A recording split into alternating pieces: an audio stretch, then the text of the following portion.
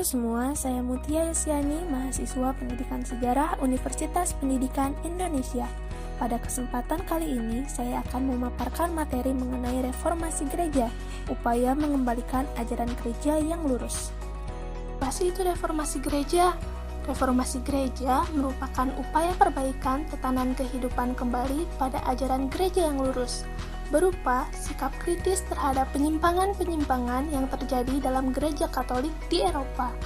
Peristiwa reformasi gereja yang dimulai pada tahun 1517 berhasil mengubah kepercayaan di Eropa Barat dari Katolik menjadi Protestan, meskipun sebagian lainnya tetap berpegang teguh pada gereja Katolik. Hal yang melatar belakangi reformasi gereja antara lain: pertama, penyimpangan ajaran Kristen khususnya praktik penjualan surat pengampunan dosa. Kedua, korupsi yang dilakukan oleh uskup dan petinggi agama Kristen untuk mendapatkan kedudukan yang tinggi. Ketiga, keinginan membebaskan diri dari kepemimpinan Paus terhadap kehidupan beragama di negara-negara Eropa. Keempat, pajak-pajak yang memberatkan karena ambisi kekuasaan kaum bangsawan lokal. Gerakan reformasi gereja bermula dari kemelut di gereja barat dan kekaisaran Romawi Suci, yang pada perkembangannya menimbulkan peperangan antara pangeran, pemberontakan petani, dan rusaknya sistem kebiaraan dan gereja Katolik. Reformasi gereja diilhami dari lahirnya Renaissance pada abad pertengahan, yang melahirkan tokoh-tokoh dengan pemikiran baru ke arah modern dan memiliki rujukan jelas menuju liberalisme dan kebebasan. Pada abad ke-16, muncul perdebatan mengenai pembaharuan keagamaan dan nilai-nilai keagamaan yang dasariah, yang melahirkan reformasi Protestan di Eropa bagian barat. Reformasi gereja ini melahirkan dua gerakan yang bertolak belakang.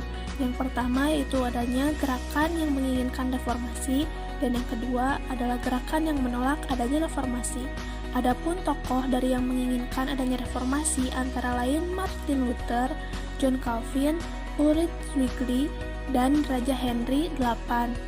Gerakan yang kontra reformasi dipelopori oleh Paus Pius V, Paus Gregorius VII, Sixtus V, Raja Filipus, dan kelompok yang setia pada ajaran Katolik.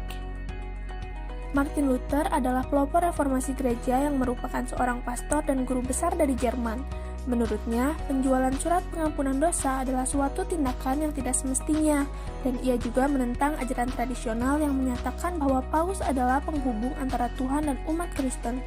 Ia mengemukakan bahwa setiap manusia dapat berhubungan dengan Tuhan tanpa harus melalui perantara Sri Paus. Pada tahun 1517, Martin Luther mengemukakan pokok-pokok pikiran sebagai kritikan terhadap gereja yang menyimpang dari ajaran Kristiani, yang meliputi 95 dalil yang kemudian ditempelkan di pintu gereja Wittenberg. Ia juga menerjemahkan kitab Injil dari bahasa Latin ke bahasa Jerman sehingga semakin banyak orang yang dapat memahami isi kitab suci. Johannes Calvin merupakan teolog asal Prancis yang juga mendukung adanya gerakan reformasi gereja. Ia sangat menentang perzinahan, judi, dan juga mabuk. Ia dianggap sebagai orang yang meletakkan dasar-dasar teologis dalam ajaran Kristen Protestan, sehingga tersebar ke seluruh Eropa dan dunia internasional. Tidak hanya di Jerman dan Prancis, namun reformasi gereja juga berkembang di negara-negara lain di Eropa. Misalnya, di Swiss dengan tokoh Ulrich Zwingli, serta munculnya gereja Anglika di Inggris yang dipelopori oleh Raja Henry VIII Tudor. Dampak reformasi gereja dalam bidang sosial politik antara lain, negara-negara nasional kecil di Eropa memilih untuk memisahkan diri dari kekuasaan Gereja Katolik Roma dan lembaga Kepausan Roma. Berkembangnya sekularisme dan melemahnya kekuasaan Paus di Eropa, serta lahirnya kebebasan dan kesetaraan sesama umat manusia, terutama dalam beragama. Dampak reformasi gereja dalam bidang keagamaan antara lain: yang pertama, lahirnya ajaran Protestan sebagai aliran baru dalam agama Kristen. Yang kedua, Kristen terpecah menjadi beberapa sekte kecil, antara lain Lutherisme, Calvinisme, Anglikanisme, Katolik, dan Ortodoks. Inti dari gerakan reformasi gereja adalah sikap protes terhadap gereja Katolik yang dinilai otoriter, kaku, dan tidak bersahabat terhadap perubahan zaman, serta telah banyak penyimpangan di dalamnya. Gerakan ini tidak lepas dari Renaissance yang menghasilkan pemikiran-pemikiran ke arah modern.